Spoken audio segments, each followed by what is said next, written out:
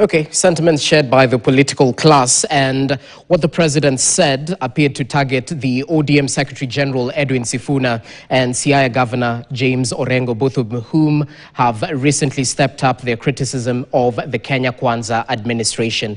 So, gentlemen, when the head of state and the UDA party leader tells the ODM Secretary General to tread carefully, that he can discipline him as a founding member of ODM, what comes to mind, Didmas? Are we reading too much into it, or is this an overstep by the head of state into the affairs of another party in which they have an MOU with?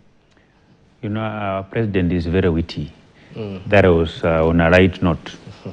It only indicates that they are now close ranks, they are working together. It was a light statement.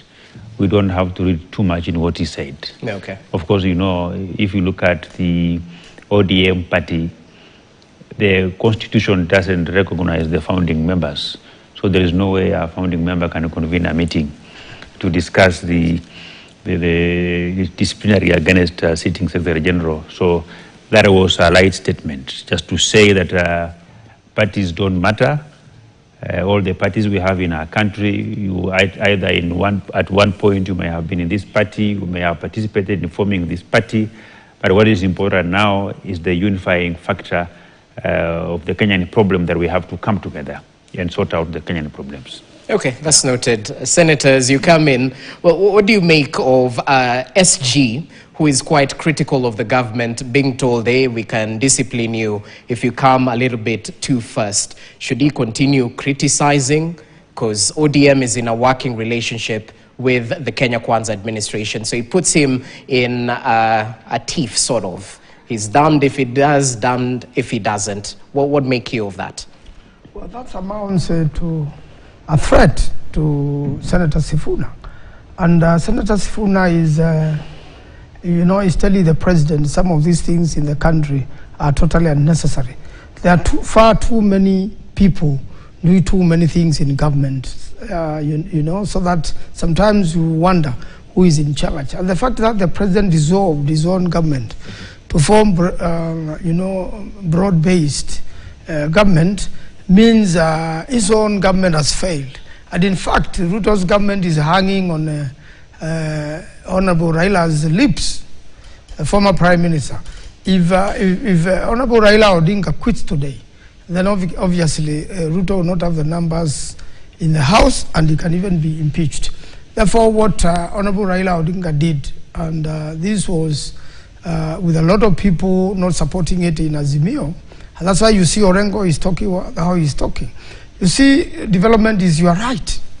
A president cannot come to your village and say, I have given this and I have given this. The money belongs to the people, it doesn't belong to the president. He's not giving it from his own pocket. And the issue of Butere is a thorny issue. The issue of those declarations, this school, 20 million. So what do you do to the next school, which is equivalently distressed? What do you do to schools in other regions?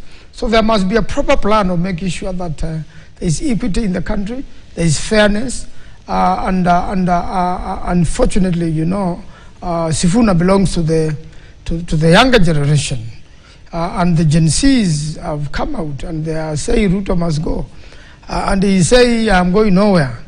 But when you have so many people likely to vote, likely to be working for the IBC as clerks, likely to make sure that there's no mischief in the forthcoming election, I think the current government must embrace the youth. Otherwise, as it is now, they have lost the youth. They are more than 8 million in number. They are very upset. There's no money in circulation. There's a lot of suffering in the country. And it doesn't seem 2 years later that Ruto is really in charge and is in control of the country and in control of so many things. And yet then he has a lot of people working for him who are messing him up. We have a lot of permanent secretaries who don't know what they're doing. We have a lot of ministers who don't know what they're doing. And it's when they appear before the parliamentary committees. And you realize this cabinet secretary is not prepared at all, does not understand the ministry, does not understand the regulations which should be coming there and which should be on that CS signature. So when he ends up threatening Sifuna. I think Sifuna has been, a thorn in the flesh, politically and in ODM, and we are yet to see a lot more. Let me finish on this one. Sifuna's climate as a senator for Nairobi is different from a rural constituency. He must take care of his political interests. Otherwise, the next elections are going to be very tricky. And the youths will determine a lot in the next election. Okay. Right of reply, because he says the current government has lost the youth, that we have cabinet secretaries, principal secretaries who might not understand the work that is cut out for them. Is this a concern to the Kenya Kwanza administration? I think if you look at the history of Kenyan politics from the time that we got independence, even before we got independence, the young people are the one who fought for our country. And the young people have remained vulnerable. That today, if you want to implement something against government, the first person that you call on are the young people. So, and of course, we know where these issues of Gen Z came from. Our young people had a very good agenda in the first instance, but it was hijacked by political opportunists who are hell-bent to use our young people for the wrong reasons. The difference between the young people of today and the young people of yesterday, that the young people of today, they are willing to listen. A good percentage of them are willing to listen, to contribute to the government what they think are pertinent issues that the government should be able to deal with for their lives to be better tomorrow. And the same way Dan has alluded to it, that it's going to be very difficult to win election without the support of the young people, of the Gen Zs. I say yes, but at this point in time, we are not in the business of manufacturing political slogans. We are not in the business of coming up with strategies to win elections. We are still focused on delivering our promises to the Kenyan people. And I think when time comes, we will retreat as politicians, sit down on a round table and come up with the electioneering slogans, come up with a political strategy. Somebody like Dan Manzo, because them and their party, they are already on the campaign trail campaigning. They are already utilizing their political ammunitions, as we are not, because it's not yet time. We have remaining with the 2 years to elections. So it doesn't make us that now we are lesser politicians, that in terms of having a superior re-election campaign, we are stupid. We are not. We are simply focusing on what we think is right to focus on as a country as of today. But when time comes, I want to assure Dan Manzo that we will run them out of town within a very short time. We will dismantle the political structure that they have built, if any. From that time that now we roll up our sleeves and say, we are now going out. We have delivered on what we promised Kenyans, and now time has come for us to go out and campaign for our re-election. So I want to ask our Kenya Kwanza supporters to maintain the cool, to relax. We are not yet campaigning now. Now we are focused on sorting out the billions of shillings in the terms of pending bills, completing some of the very many road network that is stalled in our country. Of course, we have managed to stabilize our economy, and in the next 1.5 years, we will be out ripe to campaign. And then that time, that's when Dan Manzo will see that they do not have, they're not the only group that have a kind of a political campaign strategy. So what they are doing now is that they are behaving like those angry hyenas who are scavenging on leftovers. So they are praying that our government falls for them to make progress. That's why they are quick to associate any bad thing to the Kenya Kwanza government. Anything ugly, they say it's Kenya Kwanza. And I think even what is happening in South Sudan, I've seen a number of them blaming William Ruto, blaming our government. So they are also quick to blame our government on anything that is happening now And that is their strategy to make us lose focus on the delivery of what we promised Kenyans, so that we begin to engage them on an equal platform and maybe plunge our country in an early campaign season. As we have said, we're not going to engage them, we are not going to answer them, we will focus on the delivery of Kenyans. You see, many policies that we brought on board when we formed government, time has come where we need to review those policies, which is normal in the policy making process. That once we have implemented the policy can take off.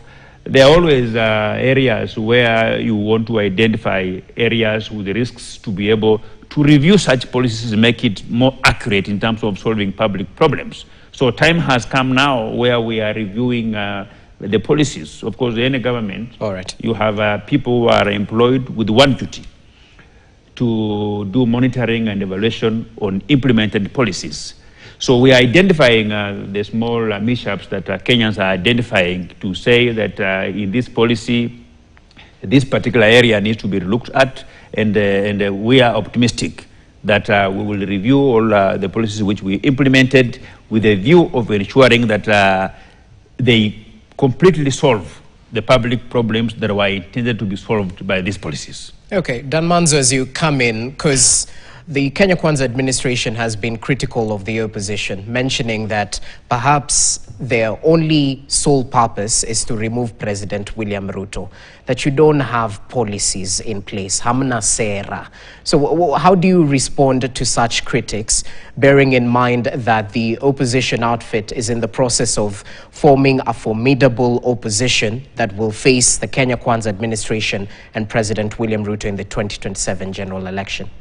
You know, the opposition is an alternative government, or government in waiting. And if you're seeing the policies of all political parties, especially social democrats, of which most of our political parties are based on that ideology, the whole idea is to serve Kenyans better.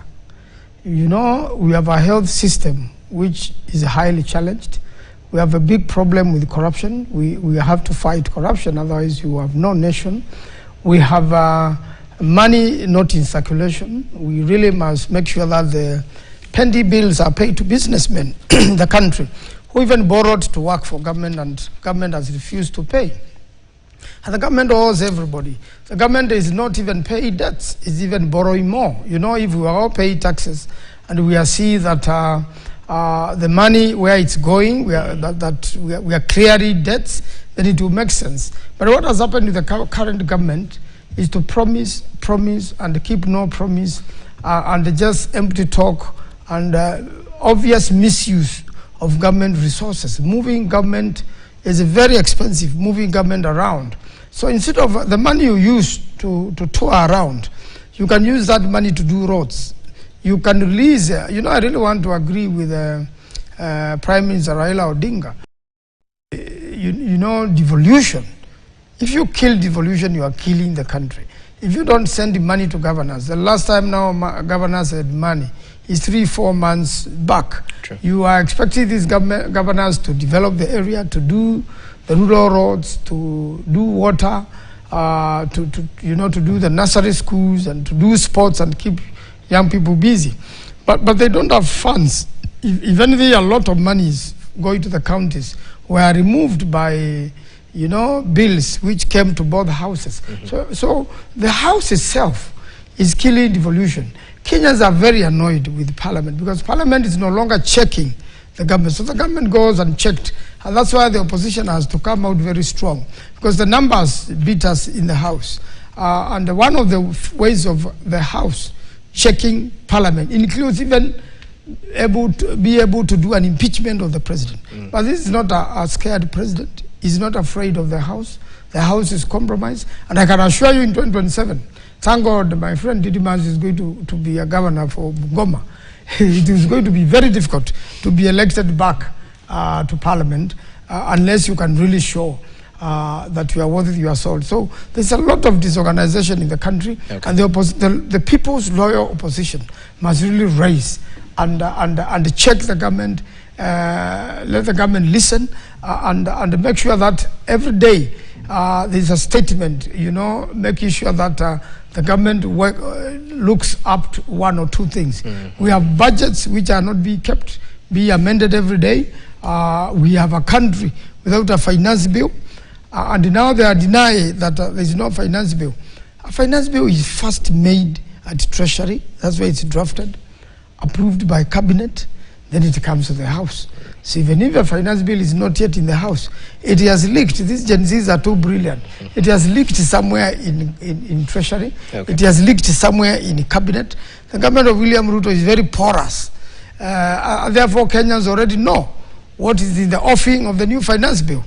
And therefore, we want to develop our nation for real, not just by mere talk. Okay, and I have to ask this, because you mentioned what Raila Odinga said, because he scoffed at members of parliament for scrambling for the development implementation funds. He says that they have usurped county functions, adding that MPs are turning themselves into contractors and managing projects constitutionally meant for governors. So, do you oppose the move by members of parliament to control that? Is it the road maintenance levy fund? Is it a devolved function from where you sit, Wakili? Now, I want to tell you where President Ruto has gone wrong. He himself is defeating devolution.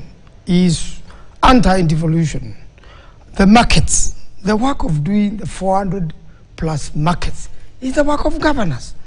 Devolve that function to the governors. Health has remained in the national government. Devolve health, devolve agriculture, devolve water.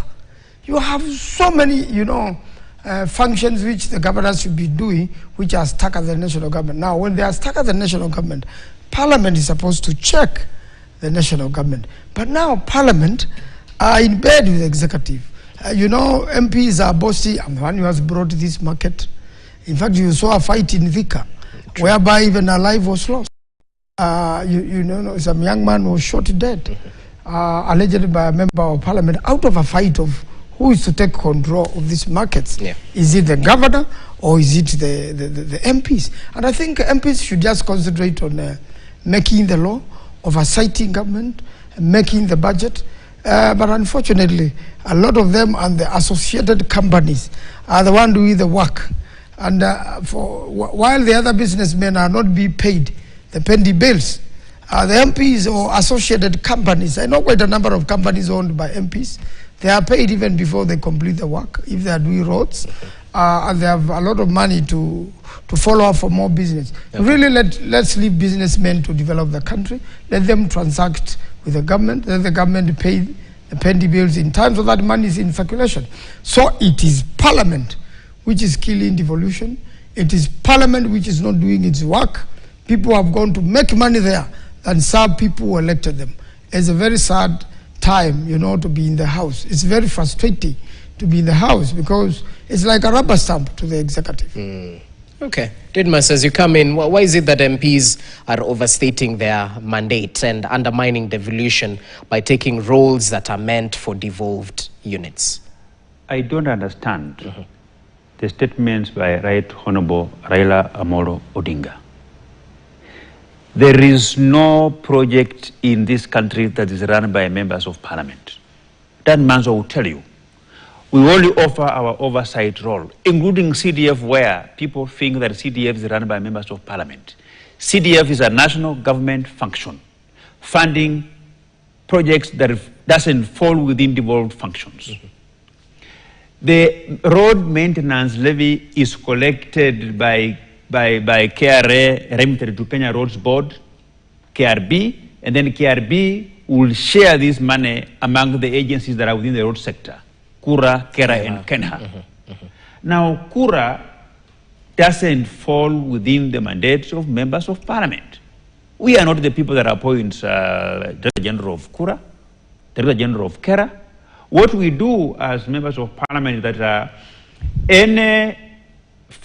any project that is funded by the national government, we are there to oversight. To oversight, including priorities, what is of more priority to the people that we represent, What is of the lesser priority? Is this fund being shared in an equitable manner across our country or not? That is our only role that we play insofar as road maintenance levy is concerned. So even the issue that Dan Manso has talked about, markets, where national government is funding markets.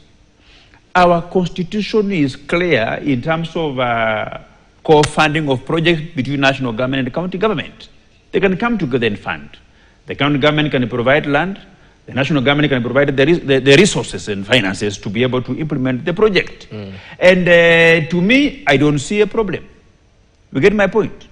So, and we have got this notion that is usually being peddled by opposition members of parliament, including Dan Manso, that the members of parliament allied to the government are very corrupt. I want to tell you that the most corrupt members of parliament are those who are coming from the so-called opposition. Why is that? When you see them making noise, they are basically raising their stakes while knowing that tomorrow they will go to an office of a government officer. They begin to harass them, they begin to blackmail them. When you see them asking so many questions, summoning a particular director general of an institution to appear before them, harassing them with questions, they are simply communicating that that tender that you have advertised, I'm the one who is looking for it. So it's not in their role of oversight. It's not in their role. You know, I am simply saying that the meaningful opposition of our country ended in 1997. That is, we had selfless opposition. We had an opposition that would interrogate the budget by the national government and they provide an alternative. We had an opposition that would identify the Kenyan problem and fault the interventions being done by government that this is not the way to go. The way to solve this public problem is by adopting plan A, B, and C. Today in the country, since 1997 to date, we do not have an opposition that is responsible in terms of providing alternatives, because we all agree that Kenyans should not continue suffering. So when the government has made an intervention, for example, social health insurance fund, so that we can implement the universal health care, if you feel that one is not right, provide an alternative. But we have an opposition that have adopted the Gen Z's language of posho meal beating. When you see them making noise, it means there is nothing that they are eating. So they are just making noise to ensure that now various agencies of government, various government officers can now go through the back door and give them business. The majority of opposition members of parliament today, they are very dishonest. They are very dishonest to a level that if you know what they do, because I go to visit ministers, I go to visit various principal secretaries. When you get there, you see likes of Dan Manso, they have lined up there. And because now you are in the opposition, when you intimidate a government officer, the government officer is more frightened than when you are in the government yourself. Okay. And when you go there, they are the one who are doing tenders there about using, and even they do shoddy work. When they go to carry out investigations, of course, our standing orders has given them powers. Those watchdog committees are led by opposition members of parliament. So they take advantage to go and ransack everything in the offices, and when they build a file, they begin to call them in meetings at night in hotels, trying to get their cuts. So time has come when we have to call a spade and not a big spoon. Interesting. I'll have to give you a right of reply, Senator, after the break.